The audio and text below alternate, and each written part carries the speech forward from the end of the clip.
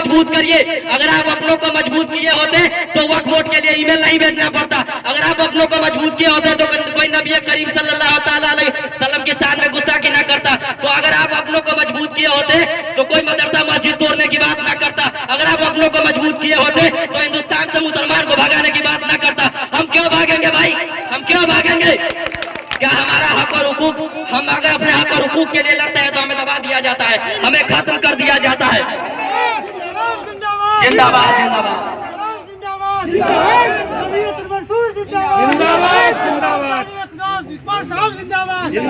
उम्र इनका जज्बा और जोश देख लीजिए।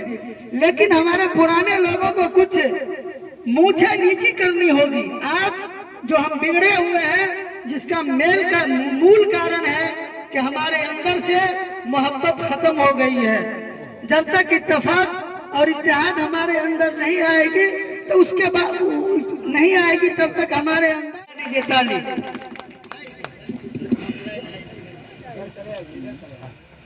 नेशनल प्रेसिडेंट, राष्ट्रीय अध्यक्ष जावेद इकबाल मंसूरी साहब और पूरी बिहार की आन बान शान और हम सभी के जान अजीम मंसूरी साहब और तमाम इस बिहार के तमाम जिलों से जिला अध्यक्ष, पंचायत अध्यक्ष, पंचायत सचिव और आप सब लोग को मैं तहे दिल से सलाम पेश करता हूं। अस्सलामु अलैकुम व रहमतुल्लाह।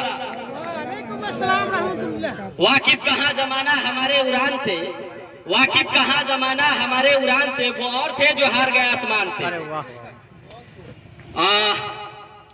मेरे गार्जियन, मेरे पदाधिकारी, जैसा कि आप तमाम लोगों को ये बात मालूम होगा कि जातीय जनगणना के मुताबिक पूरी बिहार के अंदर 13,25,07,310 आबादी है। ये जातीय जनगणना की रिपोर्ट है और ये रिपोर्ट कहती है कि 81 कुछ % हिंदू है और 17 कुछ % मुस्लिम है और बाकी के जो 1-2% है वो अदर धर्म के लोग हैं। लेकिन हैरत की बात यह है कि उस 17% में 17% में दुनिया की संख्या 18,68,162 है। तो सवाल इस बात की है, हैरत की बात यह है कि जब बिहार के अंदर हमारी संख्या 18-19 लाख के तकरीबन है तो पूरे के पूरे हिंदुस्तान के अंदर कितना होगा। और आप सोचिए इस बात को, अभी महामंत्री साहब ने कहा कि हम पूरी हिंदुस्तान में 8 करोड़ है, लेकिन हैरत की बात है और हमें इस चीज से नसीहत हासिल करनी चाहिए कि 8 करोड़ होते हुए भी आज हमारे पास पंचायती स्तर के कितने मुखिया है, कितने पंचायत समिति है, कितने जिला परिषद है, आज विधानसभा में कितने विधायक है। आज आप लोकसभा की बात करिए तो आज अभी आप झारखंड के अंदर चुनाव हो रहा है और झारखंड के अंदर चुनाव हो रहा है। पप्पू मंसूरी साहब ने फेसबुक पे डालते हुए उन्होंने कहा कि जो झारखंड के अंदर चुनाव हो रहा है उसमें एक भी मंसूरी को टिकट नहीं है। क्यों? आज हमारे हक और हुकूक से क्यों हमें दबा दिया जा रहा है? क्योंकि हम जानते हैं इस बात को कि हमारे अंदर यूनिटी नहीं है, हमारे अंदर एकता नहीं है, हम एकत्र नहीं है, हम संगठित नहीं है। दोस्तों, हम आपको बता दें कि पूरे बिहार के प्रदेश अध्यक्ष अजीम मंसूरी साहब आज दमखम लगा करके हर एक मंच से ये ललकारते हैं और हमेशा ये आप लोगों से रिक्वेस्ट करते हैं, ये दरख्वास्त करते हैं कि आप संगठित होइए। और अभी महामंत्री साहब ने इकरा का लफ्ज प्रयोग किया। इकरा शब्द इतनी खूबसूरत लफ्ज है, वो कुरान में भी शामिल है। इकरा का मतलब होता है शिक्षा और शिक्षा दुनिया की वो हथियार है जिनसे हर जंग लड़ी जा सकती है। दोस्तों, अगर सामने वाला इंसान के सामने, अगर दुश्मन के सामने हथियार हो, दुश्मन के हाथ में हथियार हो तो आप मान लीजिए ये जंग बड़ी नहीं है, लेकिन अगर आम इंसान के हाथ में कलम हो तो एक जंग बड़ी होने वाली है। जोरदार तालियां होना चाहिए। हम ज्यादा वक्त की इजाजत नहीं है, लेकिन फिर भी हम थोड़ा सा वक्त लेंगे। हमारे बिहार के प्रदेश अध्यक्ष जो हम सब की दिलो जान में बसने वाले शख्स है, सलाम है ऐसे जज्बे वाले इंसान को। इन्होंने कुछ दिन पहले व्हाट्सएप पे एक पोस्ट डाला था। उस पोस्ट में लिखा था कि जिस कौम की अगुवाई करने वाला कोई अपना नेता अगर अपना ना हो तो इस कौम को बर्बाद होने से कोई नहीं रोक सकता। और ये बेशक हकीकत है। जब हमारे बिरादरी के लोगों को चोट लगती है तो वो अपनों के पास जाते हैं, जब हमारे बिरादरी के लोगों के पास चोट लगती है तो वो अपने पंचायत समिति के पास, अपने मुखिया के पास जाते हैं, लेकिन उससे पहले वो उसकी बुराई करते हैं। फलाना दलाल है तो फलाना इसका आदमी है, फलाना उसका आदमी है। मेरे भाइयों, मैं इसी की बात के लिए आज आया हूं। मैं यही बताना चाहता हूं कि आप अपनों को मजबूत करिए। अगर आप अपनों को मजबूत किए होते तो वक्फ बोर्ड के लिए ईमेल नहीं भेजना पड़ता। अगर आप अपनों को मजबूत किए होते तो कोई नबी करीम सल्लल्लाहु अलैहि वसल्लम के साथ में करता। तो अगर आप अपनों को मजबूत किए होते तो कोई मदरसा मस्जिद तोड़ने की बात ना करता। अगर आप अपनों को मजबूत किए होते तो हिंदुस्तान से मुसलमान को भगाने की बात ना करता। हम क्यों भागेंगे भाई, हम क्यों भागेंगे? क्या हमारा हक और हुकूक, हम अगर अपने हक और हुकूक के लिए लड़ते हैं तो हमें दबा दिया जाता है, हमें खत्म कर दिया जाता है। जिंदाबाद जिंदाबाद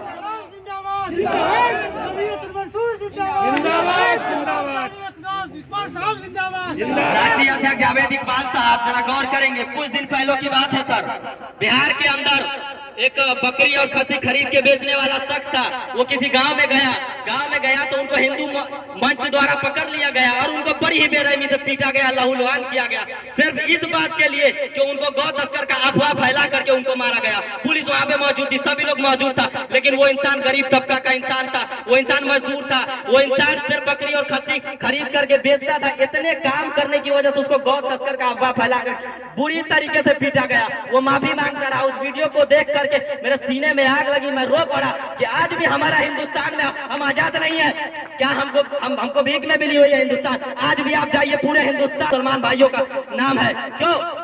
हम दोस्तों हमारे पूर्वज टीपू सुल्तान है और टीपू सुल्तान के हम पैरोकार।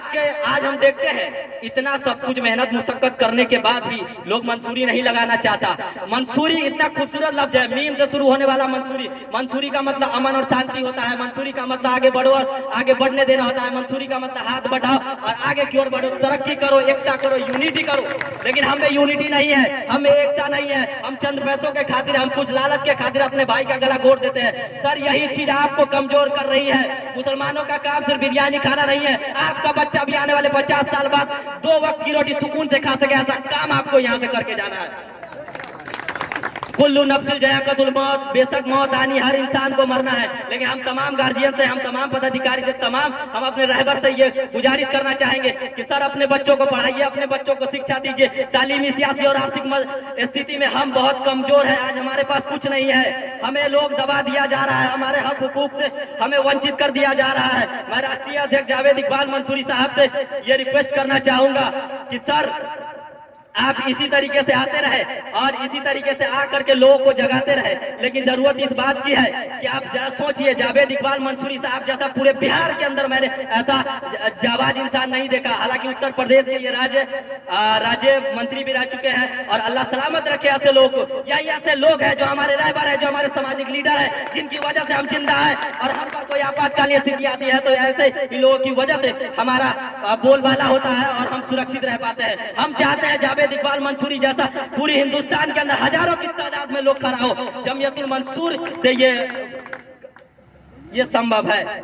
और एक चीज और, मैं एक चीज बताना चाहूंगा, बस शॉर्ट 1 मिनट। आप सब लोगों को ये बात मालूम है कि बीते दिनों 10 अक्टूबर को जावेद इकबाल मंसूरी साहब कि अम्मी जान का इंतकाल हो गया। जरा सोचिए इस बात को, जिस इंसान की मां का इंतकाल हो गया हो और आज 27 तारीख है, 10 अक्टूबर को इंतकाल हुआ, 40 दिन भी नहीं पूरा, लेकिन वो इंसान अपनी जिम्मेदारी का एहसास कर दो आज आप लोगों के सामने मौजूद है। क्यों आए? वो हमारे लिए आए, आपके लिए आए, मंसूरी समाज के मोहब्बत के लिए आए, मंसूरी समाज को यूनिटी दिखाने के लिए आए, उनको अच्छे रास्ता दिखाने के लिए आए, उनको सच्चाई का रास्ता दिखाने के लिए आए कि आप कुछ करिए, आप लड़िए, घरों से निकलिए और अपने अंदर बेदारी लाइए। अब सोचिए, इनको अपनी जिम्मेदारी का एहसास है तो बेशक हमें भी अपनी जिम्मेदारी का एहसास होना चाहिए और इंशाअल्लाह अज़ीज़ हम अपनी जिम्मेदारी का एहसास करेंगे। हम एक नारे के साथ अपना बयान को समाप्त करते हैं।